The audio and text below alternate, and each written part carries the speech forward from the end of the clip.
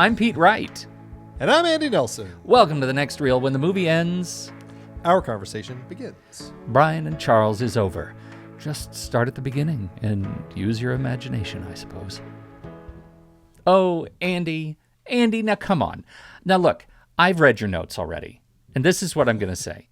After all of the just crap AI that's trying to take over our world, our politics, our warfare, our relationships that we've been talking about in our Thinking Machine series, in spite of your feelings about the documentary-style production, was this not a perfect damn mint at the end of this heavy meal, this movie? Come on.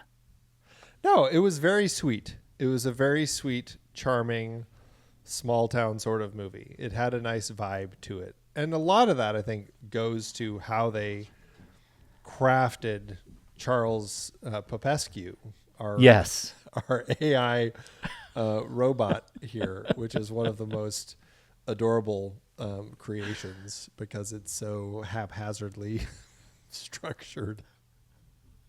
This is a movie that commits to the bit in every way, and I adore it. I really adore it. I think it is so heartful. It is a movie about relationships, about men and friendships, and about the sort of found family. I'm a sucker for found family stories. It is about this Welsh loner who builds a robot and an AI out of a washing machine and a mannequin head, and it's a journey about them building each other up and filling holes in each other's lives and then having to let each other go. And I think that is really special. And even though I recognize this movie is playing the tropes around every single corner, it's doing it in a way that I find so just heart forward and loving and funny. And it is a great representation of some of the best of British comedy. Well, I think we're maybe stretching it a little bit going that far. But I stand by that. We'll talk about why. Yeah. I definitely can see why it's an easy one for people to connect with and fall for. At the same time, it also feels like a first film, and it feels like there are a lot of elements in it that perhaps could have been reworked or strengthened to actually make a better film. Okay. So it's a first film, and we're just going to pick it apart. I get it. Yeah. I see the vibe we're going for today. That's how the world works. You put something out there, it's now our job to tear it apart. Yeah. Okay. I get it. The movie started. It was based on I think a stand-up bit that the guys had done on the road for a long time, and specifically the writers, the two actors, the lead actors, right? David Earl and Chris Hayward. Mm-hmm. Okay, interesting. Yeah, and they I think they approached Jim Archer about the idea of doing a short, and they did this short that was from 2017, and it was shot again across some of the most beautiful parts of the UK in northern Wales, and I think it captured the. Did you watch it? The short film? No, I didn't look for it. I assumed it was probably out there somewhere. Yeah, it's on YouTube. You found it? Okay. Yeah. We'll make sure we put a link in the show notes for people if you want to check out the short film. For sure. It's worth watching. You can tell the seed of the thing. And of course the character, all of the characters, I think Brian and Charles are well developed in the short. Like you totally get a sense for it. But you can also sense that somewhere, and I think I'll put words in your mouth, somewhere between the short and stretching the short into a feature film, you can feel the sinew under pressure, because the short is a little bit of a more I think grief heavy watch for me. Like it's much more of the lonely man story and the frustration. They lean in on the frustration of Charles wanting to wanting to explore and be in everything Brian does, and Brian just leaves him in the middle of everywhere. But there's none, and Charles finds his way back like a lost dog, and there is an adorable kind of homecoming, but most of the film is based on the hard stuff, the short film. And I think the full-length feature, you get more of the joy and the wonder and the comedy of them being together. And the pacing feels really good right up until kind of the second half of the middle, and things start to kind of languish a little bit in there, and you start to see some of the tropey characters that fill the rest of the town, and you just kind of maybe think maybe this movie could have picked up the damn pace a little bit, and that this is where the short was super successful and that it knew where to end. But the ending of the movie, I think, is actually really special of the feature, and that's not something you get in the short. That is a brand new artifact of the feature. So it is a roller coaster of a paced experience, and it is held together by the relationship between these two guys. And without it, I think it would be a very frustrating movie. And I'm sold on it, but I sort of see the seams. Was the short film done in kind of a docu-style? Yes. Okay. Also. Yeah. Yeah. Which, there are charms with it. And I think what makes this film so charming, as you were just alluding to, is the two characters, Brian and Charles, and the relationship. Like, that is what makes this film work. Once you get past that relationship and you look at, okay, how did Jim Archer and these writers expand this into a feature-length story, that's where you really start seeing, as you said, you start seeing the sinew, you start seeing all the connective tissue, because it's just not, for me, it wasn't crafted incredibly well. The mockumentary, I'm never sure if it, like, mockumentary feels wrong in this sort of stuff. It's just a docu-style. Yeah. They're just following this guy. It seems haphazard at best as far as when they're doing it and when they're not, and kind of forgetting that, oh yeah, it's a documentary crew who's supposedly here filming all of this. So that's a frustrating element, including a moment that I really didn't understand where it was going, other than it was designed to point out, again, one of the other issues that I have is the supporting characters who are just stuck in trope land completely. You've got kind of the villainous family of essentially what they're made out to be is what you expect of, like, the rural, crass drinking hillbilly, sort of guy who's just ready to beat up on everybody and pick on everybody. He and his terrible wife and their two terrible daughters. Like, you've got that terrible group of the family. There's one mockumentary moment. I'll just call it mockumentary for sake of. It seems like you're swimming upstream not to. I know, but you've got that one moment where it's like the documentary crew is like watching them from afar, filming them like from behind a fence or something, and then the family. And this is when you have Brian kind of talking about them as to, like, why they're just such frustrating people in the town. And then they kind of turn and look like they see the camera, and they're all like looking at it, and they're like all going to approach it and stuff. And the camera's like hiding and stuff. And it's like, what was the point of showing it in that way? Because now it looked like the family was on their way to confront the camera team, but then it cuts and it just goes to something else. And I was just like, okay, why is that the way we chose to introduce the family? Because it creates a situation that never ends up becoming anything. I don't understand that. I admit I don't understand that, because it shows the family noticing the sort of staged environment, and it shows them provoked and aggressive. And this is a family that moves toward everything they see in a mood of trying to destroy it, which is ultimately their relationship with Charles, trying to burn him up in a fire. The fact that they would move in an aggressive, sort of threatening way toward the camera crew feels exactly on brand. Yeah. Right, but then it cuts and it's just gone. And I'm like, okay, so why is that how we Well, because left it? what was your expectation? Like, what would have you expected to have happen there? I would just have expected them not to recognize that the camera was there, and we would have just seen them because they were just like walking along the street, or I can't remember, but they were on the street doing something.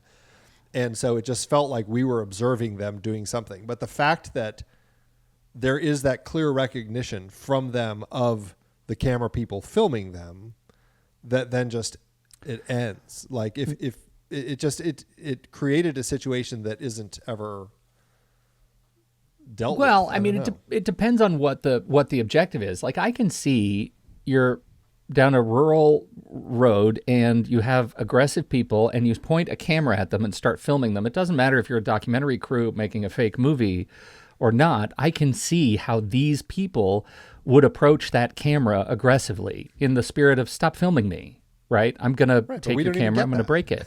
I know we don't, but that's, I think, part of the subtlety of the movie. Like, they have to, they hold the kind of really aggressive moments for later. This is like a tease. This is like, here's who this family is. Every member of the family is like that, whether you're talking about the sisters or the dad or anybody. They're all like that. And for me, that plays. Like, that just sets the mood of who our antagonists are. Now, I do agree that our antagonists are kind of right off the back of the box. Like, they exist just as a threatening environment. They're sort of the Joker. Like, there just doesn't feel any background. They just show up to be mean. And, to what degree that works for you, I think that is an open question. But I didn't have a problem with the documentary parts of that relationship. Okay. Well, regardless, the documentary element is incomplete. Like, it just drops it as needed, and then it picks it back up, and suddenly you have Brian kind of turning and looking at the camera again. But there are whole sequences, especially like around the bonfire, where it's filmed as if we're just, people, like it's just a, sort of proscenium behind the fourth wall. Yeah. Right. And we're just watching the action take place. And I think that makes it a little rough when it's meant to be one style and they just don't feel like they're sticking with it all the way through.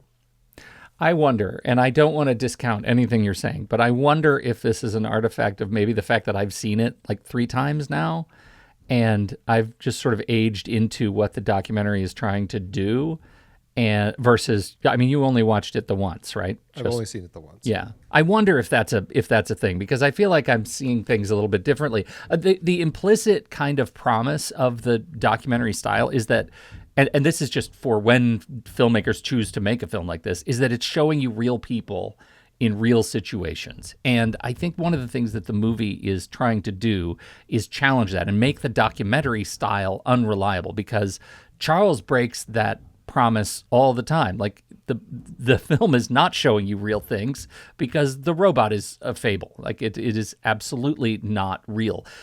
Brian is constantly sort of communicating to us through the documentary that everything's fine, when in the background, everything is not fine. Everything is never fine. And I think the gap that exists between what our assumptions are about documentary style and what we're actually seeing on screen lies the absurdity. And that's the thing that I find funny, right? That's in service of their relationship. And so I think they could have just showed this as made this as a movie about a guy and his robot.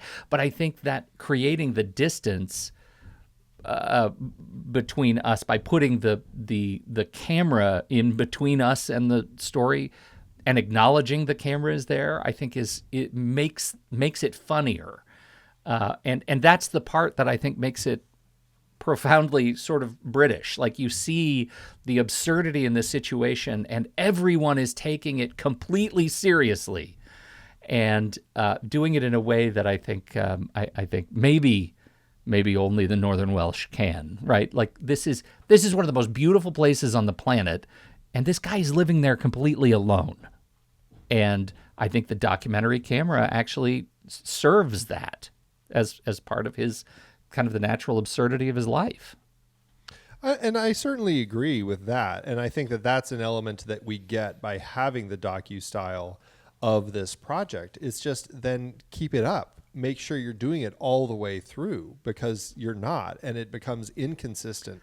There are plenty of times where, like, when he goes over to Hazel's house and, you know, Hazel's mother is there and like nobody's really reacting like there's a camera.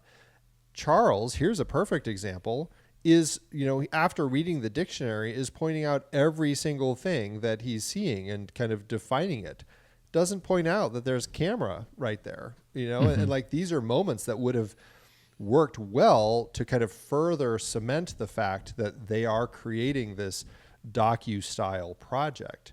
We only, as I recall, have one actual interaction between Brian and the camera team, which was actually really funny because he's trying to remember what it's even called. He's like, what is it?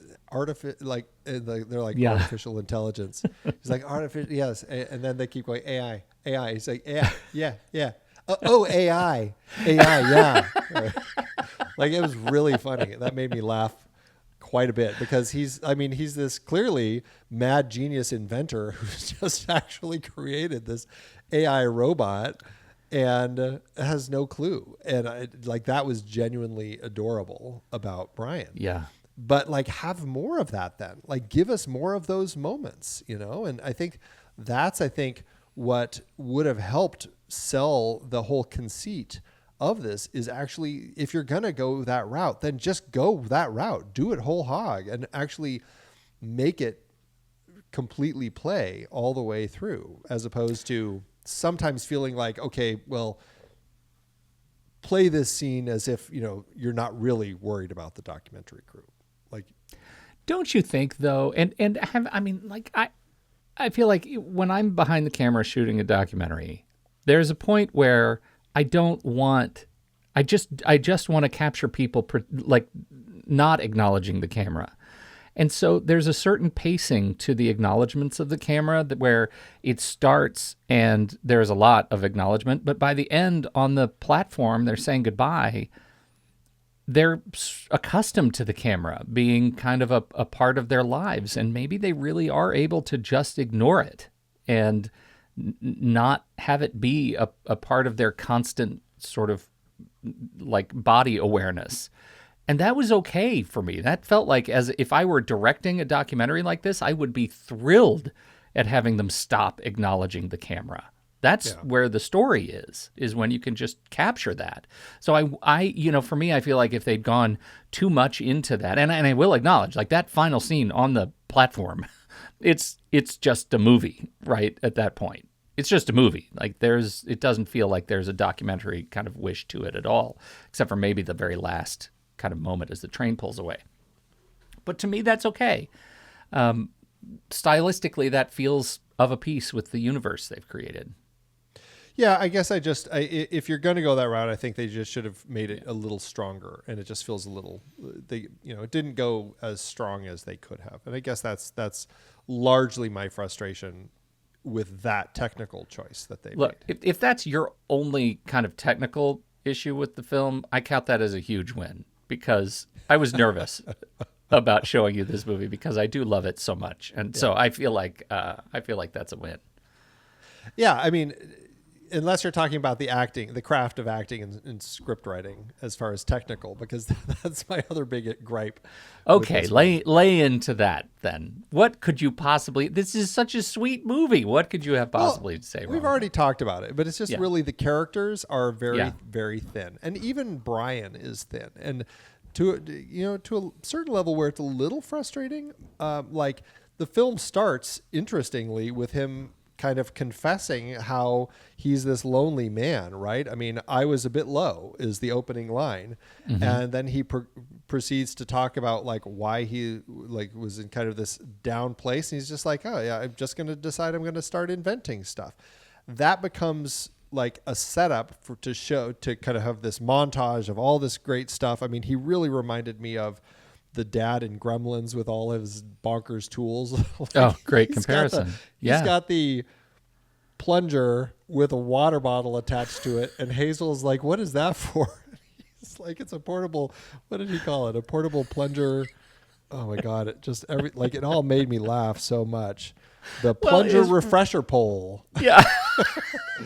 with a Well, and drink in it. the cuckoo clock with wings on a bike Yeah, that just right. was on fire. The next Yeah, cut, exactly. perfect. It's perfect.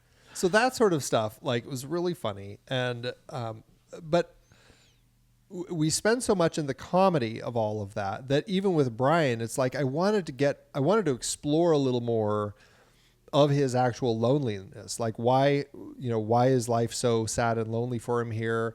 I mean, we get the setup, again, very tropey of he clearly likes Hazel. She clearly likes him. They pass that one time in the street and they have that awkward exchange and then they part ways. We're like, okay, well, this is obviously the two characters who are meant to fall for each other because they're both awkward and they both like each other. But we're just not digging deeper. And I think that's in a documentary style. Again, I was hoping that we could have gone a little more into the importance for him of finding this connection with Charles. And then even like once he has it, why in many ways he's kind of like okay with just not worrying about him too much. Just stay here. I got things to do. You don't need to come. And like Hazel was underdeveloped. We already talked about the villains and that family being completely underdeveloped. Largely the villagers as a whole were just very exactly what you get out of a tropey small Welsh countryside town. The cute little shop owner who gives credit but doesn't like this one guy, and it's like it all just felt very tropey.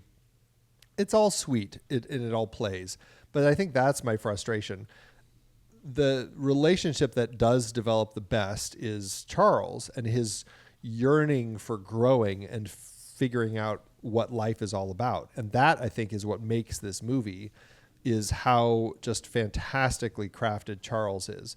And from the moments of first kind of being made and kind of like the little hiding and the awkward movements of peeking as he's looking at Brian and everything, to wanting to like, when Brian would say, "You stay here, I'm going into town." And then Charles would be like, "Well, I might have forgotten something. So I may have to just go there just to get what I forgot in town. But that's the only reason." Like that sort of thing was so funny. Like it was so perfectly crafted for this new being that is excited and wants to get out and stuff, and has that, like, one of the first questions is like, is the tree the farthest thing, or is there anything beyond? Like it's so well ideated as far as the way they put all that together. And like that's the stuff, like that relationship, especially as Charles then grows, and you can really see it becoming a story about a father and child, as the child is learning and growing and wants to test the bounds and push the limits and starts breaking the rules, all the way up to the point where it's like ready to leave the nest. Like that was a great story. Like that was the story. And I felt like they spent too much time on some of these other elements that didn't help that core story. Your point about when they say I may have forgotten something. I laughed to that point where I thought I was crying, because I felt like they were in my house listening to me talk to my son when he was about 13, right? Like it was so perfect. I just have to hang a flag on that. That moment is exceptional. For me, I think I got lost so much in the journey of both of these guys, because they both have a change arc, right? For Brian, everybody else exists for him to bounce off of, right? For him to move from the lonely guy, the accidental inventor on the hill, into a guy who didn't even notice that he has his own relationships in town. People know him. He just doesn't know it, right? He had put that block up in front of him, and he has, he works with people. He goes into their homes. He helps them, but he doesn't know how to let them in. It's his relationship with Charles that allows him to see how to open himself up to friendships elsewhere, friendships that are flesh and blood friendships. And Charles gets the AI arc, which is, hey, I've just been invented. And now I want to see the world and take everything in. And we've seen that happen multiple times already in this series. We saw it in Her. We saw it in I Am Mother. Not really I Am Mother. Demon Seed, for sure. Good God, that was gross. We've seen it Ex Machina, right? That is one of the tropes of the series of sort of addressing thinking machines. And I like this one because this one feels the most sort of authentic to, weirdly, the human experience of wanting to see the world and to be able to do it in a humane, authentic, sweet way. It's different than the other things we've looked at. It's different because it is the perspective of exploring and not subsuming. Right? Not, I want to learn everything so I can have some sort of control and authority of the human population and its choices. It's, I want to explore because of wonder, because of just, quote, wonder. And that is a legitimately different perspective that this movie offers that I think the others haven't yet tapped into. And so I was so lost in that parallel journey that everything else just felt like they existed like bumpers in a pinball machine for our characters to bounce off of on their journey toward change. And you are not wrong about the thinness of those characters, and I'm okay with it. Well, and I think this is definitely one of those films that people are going to either connect with because of that relationship between Brian and Charles, or they will run into some issues because they aren't connecting as much with the relationship with Brian and Charles, and all of the rest of the thinness really shines through, and I think that's kind of a line that that people will have, because this is also one of those kind of quirky stories that some people just aren't up for, weird things, Yes. The fact that you've got this weird little robot that does jigs and everything. I mean, some people are just going to look at it as so dumb because it's like this 7 foot tall man with legs, a giant washing machine body, a little mannequin head with a little one blue glowing eye. I mean, it's so bonkers, but it plays. And when he's doing like the way that Charles would get excited, like wiggling his legs around constantly. Like, I loved it. Those are the things that for me, his mouth was like just plastic, but you could see the like something move underneath it that just moved the lips, but the mouth never opened. Right. So like its amateurishness is a sign of its competence. Yeah, it's adorable. And I think that's what makes this special is that element of the story. And, I mean, I will say, again, not having watched the short film, but I think that it shows that Jim Archer, maybe at least paired with these two writers, I mean, they know how to put a story together. Yes. There's room for improvement, but I still think they latched onto an emotional core with the main characters that delivers. And I think that's what is nice to see for this first film, and smartly filming it in just beautiful countryside also helps. Yeah, doesn't hurt, right? At one point I had I wanted to test you on your Welsh. Oh God. Because of the wonderful locations that they used to film this thing. And so I thought maybe we could just take a second and that'll be fun and embarrassing. This is going to be good. So I just want you to read the following. I've put it on screen now so everybody can see. These are the locations across Snowdonia. No, you get that one. You don't get credit for that one. Oh, that's just normal letters. That's normal letters in a row. All right. It goes Snowdonia, CWM. Nope. Quim? I guess. And let me just assure you, I don't know the answers to this. Oh, okay. I thought you at least figured it out. Okay. I just know in Welsh you don't spell words that you don't know how to say. CWN. It works in English, right? Quum pen machno linguinant isbiti ifan trefriu betwis e coed e langerniu. Langernu. Lingernu. Oh, Welsh is the best, isn't it? Considering I have Welsh blood in my body, I should actually perhaps learn some of this. None of that made any sense. It's like reading Gaelic. It's all the same. Yes, it is all the same. It is very challenging, but beautiful landscape. It's just gorgeous, and I think it was used so effectively. It was the background, it felt like, of that classic Windows XP screensaver or wallpaper, That's what it felt like, the hill with the tree on it, except for only if it was gray and raining all the time. Right.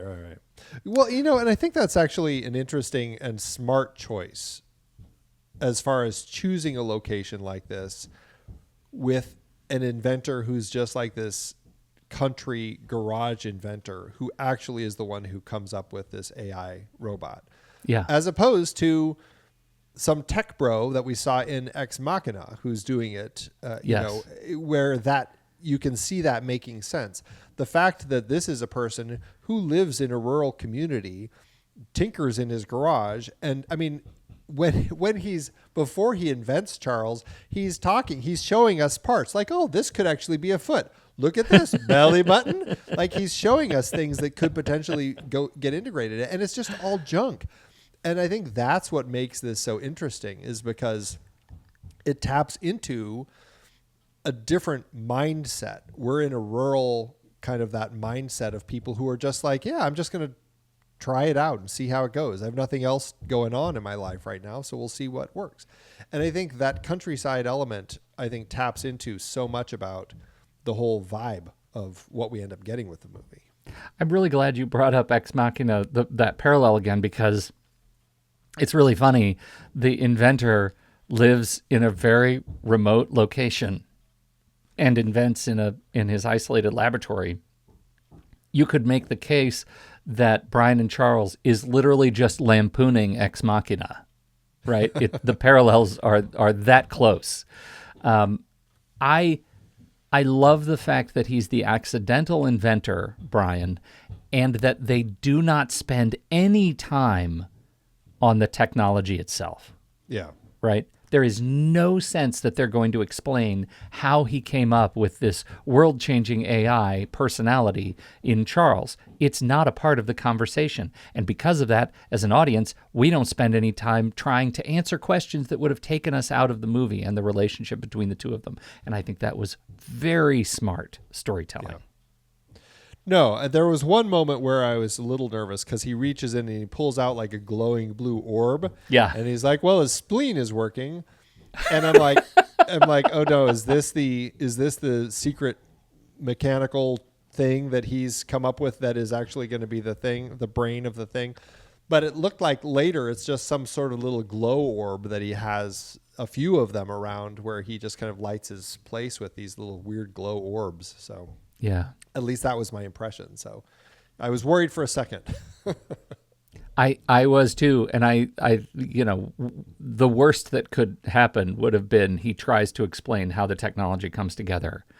At no point did he. And it was sweet. And it was like, you don't need to know, documentary crew. And that's another one of the gaps between, documentary and the movie, is that the first thing you ask if you're holding a camera is, now, wait a minute. I know that's not a spleen. What the hell are you doing to make this technology? And at no point did they do that. We live in that gap of sweet uncertainty. Yeah, right.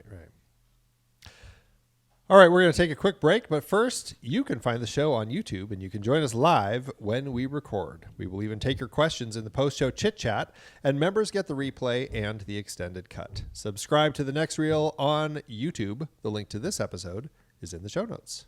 We'll be right back. I'll have to move that around since I know we've it was a little late. Kind of. Yep. Yeah. So I note you were as surprised as I was that the Turtles got play in this movie.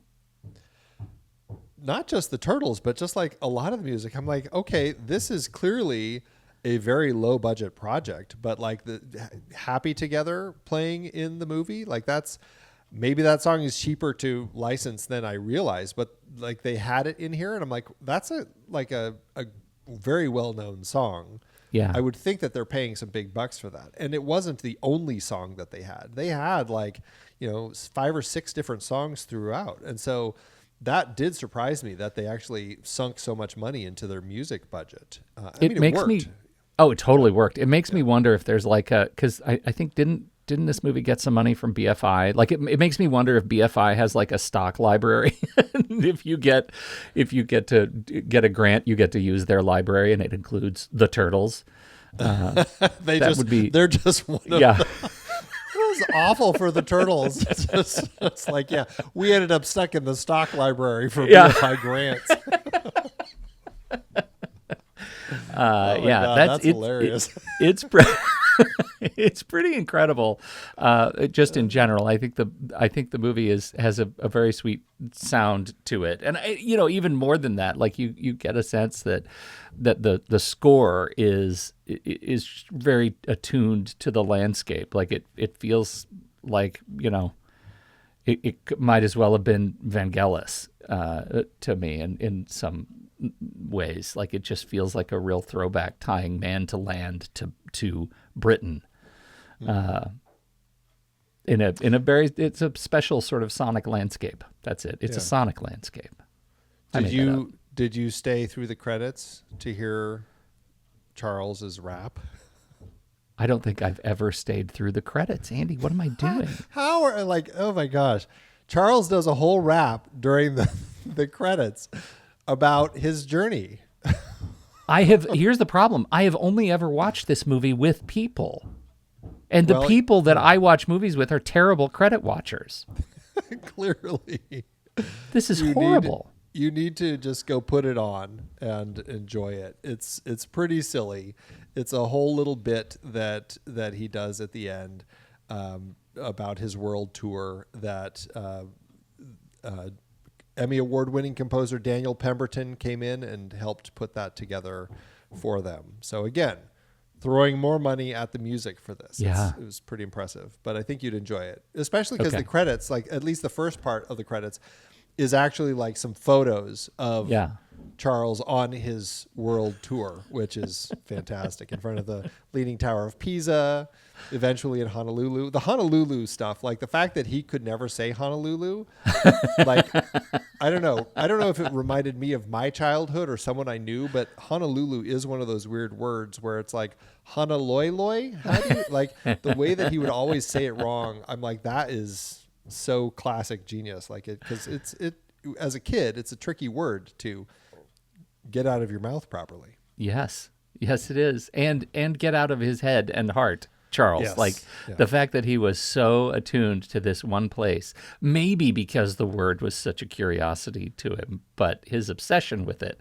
was, I think, very, very special. Well, the fact that he tries to run away and has already created a hula skirt for himself to wear says a lot. It says a lot.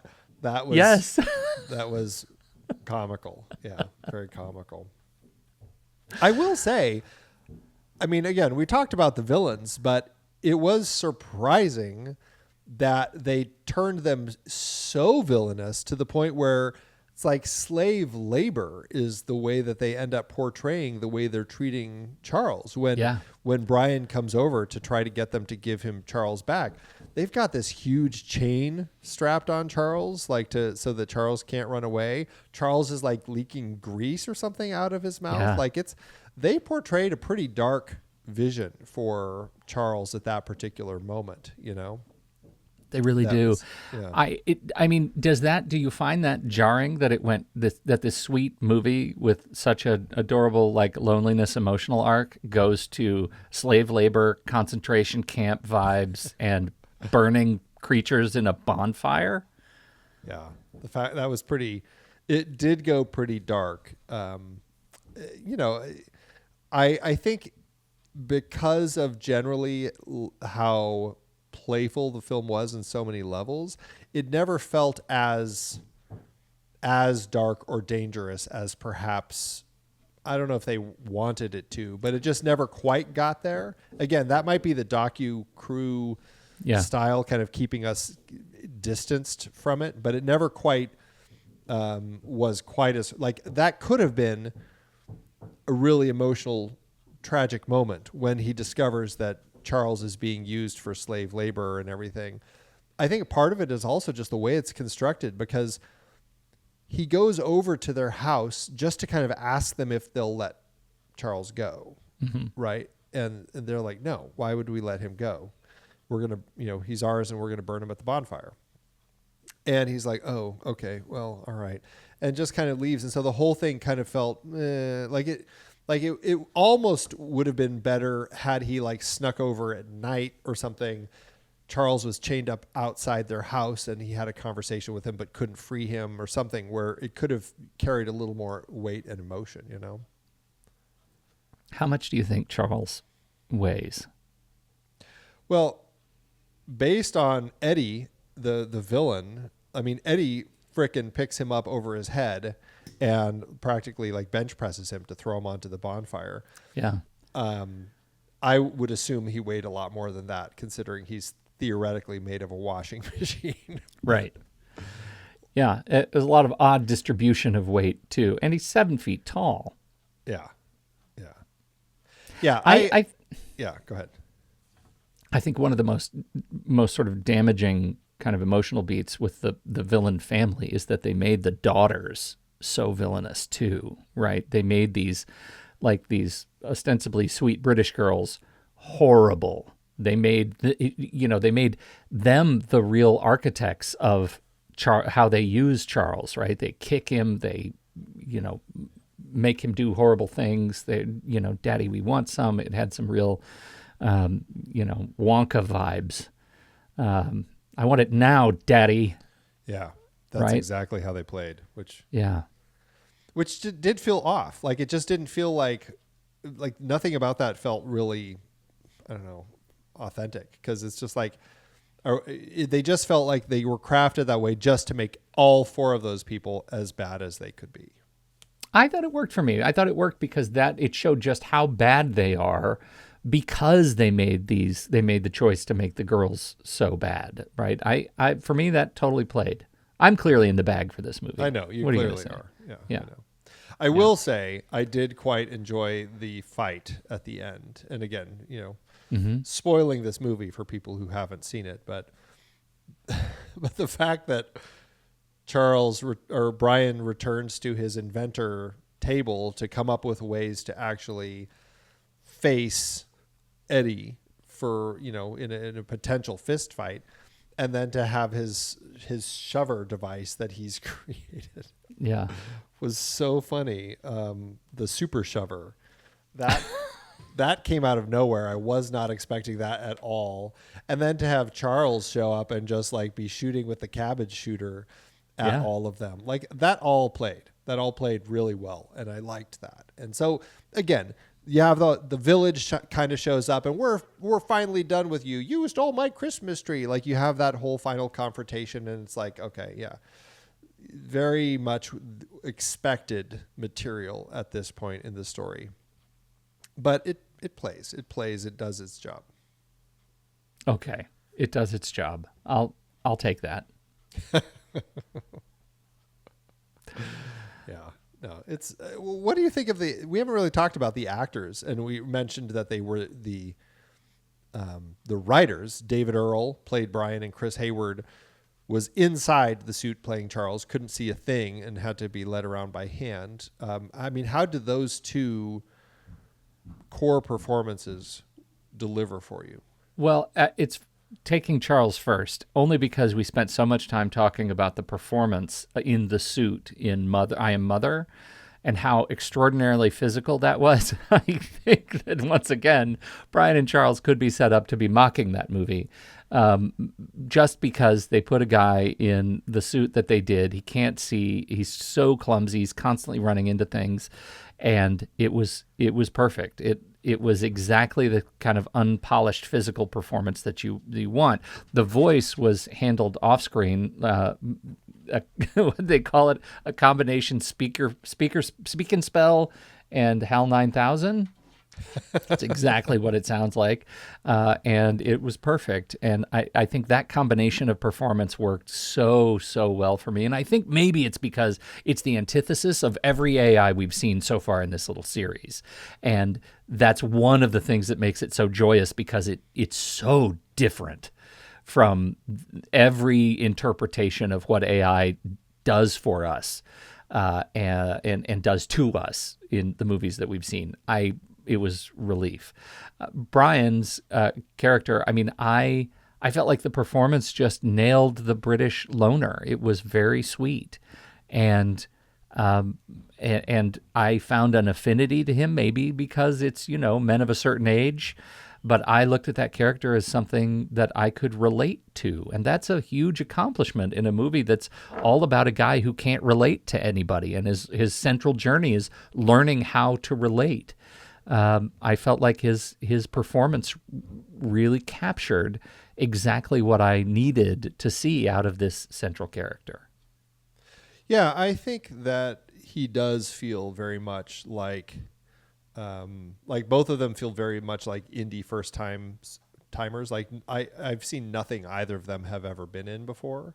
Yeah. But I do think that David Earl particularly brings a lot to the table as Brian, just making, like, I buy that he is this small town, lonely guy who's just existing essentially as kind of like the local handyman, helping people when their plumbing's fixed or needs to be fixed or whatever. And just is a tinkerer. And that, again, I would have liked the script to give us a little more into his story, but the fact that he plays it so well and it's so easy to buy into, I think shows that David is bringing quite a bit of heart and personality to the story that make it work really well. And I can't say enough good about Chris. Chris Hayward as Charles Popescu is just top notch. Yeah, I think they both are. I think one of the things I like so much about the performance of Brian is, and I think you make a good point. There's a lot we don't know because it is kind of a first time feature. But and I haven't seen anything else that he's done. But I do absolutely buy that his performance captures, I'm a lonely guy and there's a camera crew in front of me, and it's going to be awkward on a human level. It's going to be weird, and I'm proud of the stuff I'm about to show you, and I don't know how to talk about it all, and we're just going to get through it together. That felt super authentic to me. It didn't feel like it didn't feel like a guy who was a first-time actor. It felt like a strange loner in northern Wales, just trying to show off how he gets by. Yeah. It's an interesting movie. And honestly, like, as the end of this series, I think it makes sense. And I think that's what I enjoyed, because we've had such a variety of AI throughout this Thinking Machine series, with taking over to run the Earth properly, or nuclear war, or trying to control things. Like, this is a story about just a relationship between essentially kind of a father and son, and watching this being that you've created. We talked about this with Ex Machina. You're creating these beings, you need to be responsible for them in some capacity. And in that movie, certainly we weren't seeing that responsibility. Here we have Brian being responsible and helping raise Charles and teaching him in certain ways, and eventually getting to a point where saying, okay, well, it's time for you to go on your adventure. I'm not going with you. It's you. It's a world ticket. You're going to travel the world. You're going to see things. You're going to learn. And like that is, I think, in the scope of our series, it gives us the warmest resolution of all of them. And you like that? I do like that. It's nice. Okay. It's nice to have kind of that tone, you know. In some ways, it reminded me of the Wild Robot. I don't know if you saw that film. Oh yes, very much. Like, it's very much again. It's like a parent-child story. And that's what we have here with the end of it. And as Brian learns to let go and push his little fledgling robot out into the world, off to Honolulu. I think it's great. I'm very, very excited that we got to shoehorn it into this list, and it makes for a pretty darn good Thinking Machines cap. All right, well, let's move into the back half, but first, let's take a quick break. The Next Reel is a production of True Story FM, engineering by Andy Nelson, music by Sabutan, Ite Kashti, Oriel Novella, and Eli Catlin. Andy usually finds all the stats for the awards and numbers at the-numbers.com, boxofficemojo.com, imdb.com, and wikipedia.org. Find the show and the full archive at truestory.fm. You can follow us from there too and learn about memberships. Check out our merch store at thenextreel.com/merch, and if your app allows ratings and reviews, please consider doing that for our show. Did you see we sold another Rusty European tour shirt? Oh, God, keep them coming. It's going to send all the kids to college. That's right. All right, Andy. Skip sequels and remakes. Yeah, we already talked about that. All right, Andy, how to do it award season? You know, it was okay. It definitely had recognition. 6 nominations. At the BAFTAs, it was nominated for Outstanding British Film of the Year, but lost to The Banshees of Inisherin. I can certainly understand why that one would have won. The British Independent Film Awards, Rupert Magendie, the producer, was nominated for Breakthrough Producer, but lost to Nadira Murray for Winners. And the 2 writers were nominated for Best Debut Screenwriter, but lost to the writers for Blue Jean. At the Sundance Film Festival, it was nominated for World Cinema Dramatic, but lost to Utama. At the Festival Européen du Film Fantastique de Strasbourg, I love their award. It's the Golden Octopus. It was nominated for the Golden Octopus for Best International Feature Film, but lost to Attachment. Last but not least, at the Casting Directors Guild Awards, it was nominated for Best Casting in an Independent Film, but lost to Boiling Point. That was a fantastic, fantastic film, so I can see why. Banshees of Inisherin. Can we just take a moment and say how incredible it is that this movie was in the same conversation as The Banshees of Inisherin for Outstanding British Film of the Year? I know. That's pretty... It's in the same lineup. Yeah. Not too shabby. That's crazy. All right. How to do at the box office. I'm sure you were able to find, as an independent film and budget hunter, I'm sure you were able to find all kinds of great detail on how this movie got made. Well, what I did find is that Archer had an extremely low budget for this film. Again, extremely low, you say. What specificity? Yeah, I know, right? What that is, though, is a mystery. The movie premiered at Sundance January 23rd, 2022, then had a limited release June 17th, opposite Lightyear. It somehow managed to just crack the top 10. I think it's still that kind of post-COVID figuring things out, but still was only in theaters for 2 weeks. In the end, it earned $430,000 domestically and $432,000 internationally, for a total gross of $932,000 in today's dollars. But without the budget, we just don't know how it did. All we can do is hope. Oh, man. What do you think it took? As a producer of these kinds of projects, what do you think it cost him to make this? I mean, the fact that the total gross isn't even $1 million, I could see them doing this for under $1 million, but I think it would be a tight $1 million, you know? And so I think if anything, they just broke even. That's okay. That's okay for me. My heart will sleep soundly tonight. Just imagining breaking even on a movie like this. I wonder if it had come out in a different period, right? Had it come out in 2019, for example, would it have had a longer run in the theaters? Would it have had more attention? Would it have had whatever. It was a complicated time for movies, for this movie to be even shot. Like, if anything, I think the budget might have ballooned just because of when they were making it. Well, and I know that they had to postpone production because they were set to start production right when suddenly all the Everything shut quarantines down. hit and everything shut down. So, yeah. Yeah. Well, again, I look at this movie as much less of a grand finale of our Thinking Machines epic series.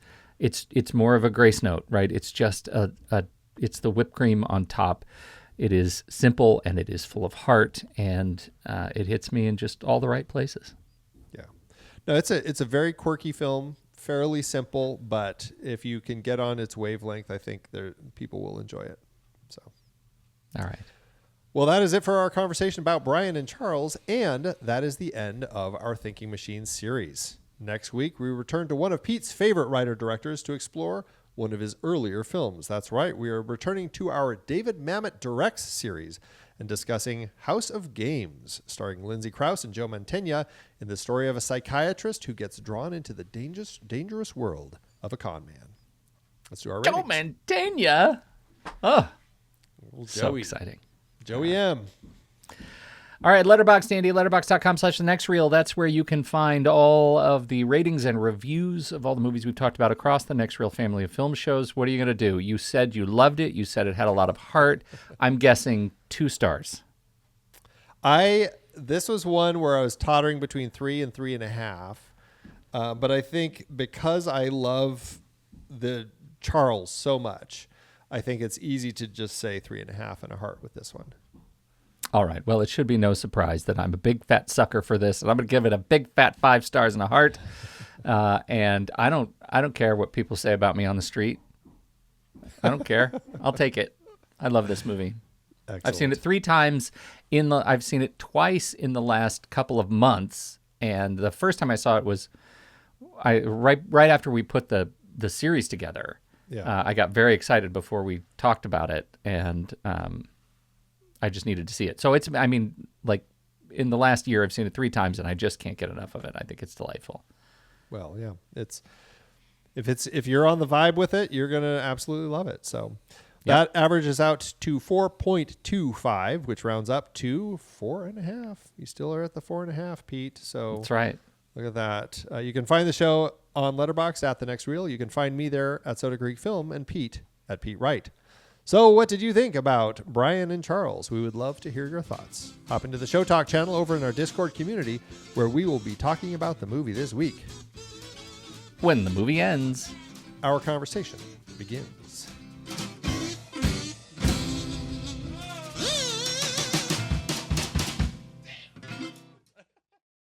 Letterboxd giveth, Andrew. As Letterboxd always doeth. Okay. I've got one from a friend of the reviews section, An Anomaly, that I know I have picked before, who gives it 3.5 stars and says, many smiling while crying emojis will be used by those who have a tendency to anthropomorphize inanimate objects and by those who melt over the Marcel the Shell with Shoes On trailer every single time it plays. And Anomaly kind of goes dark and hard on people and their emoji use from time to time. So, I love it. Love it. I have a 3.5 by Josette A. That bitch is not making it through TSA. Love it. yeah, it's rough. Yeah.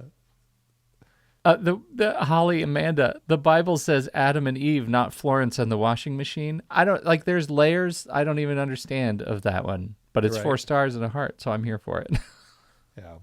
And then we've heard this one, I think, through, or variations of it through all of these, but Mark Marshall's 4 and a heart. Men will literally make a best friend out of a washing machine before going to therapy. Yes. Yeah. Common that thread. construction. Yes. Yeah, that construction is men will literally X before Yeah. therapy. Yeah, exactly. Got it. Yeah. Nailing it. Yep.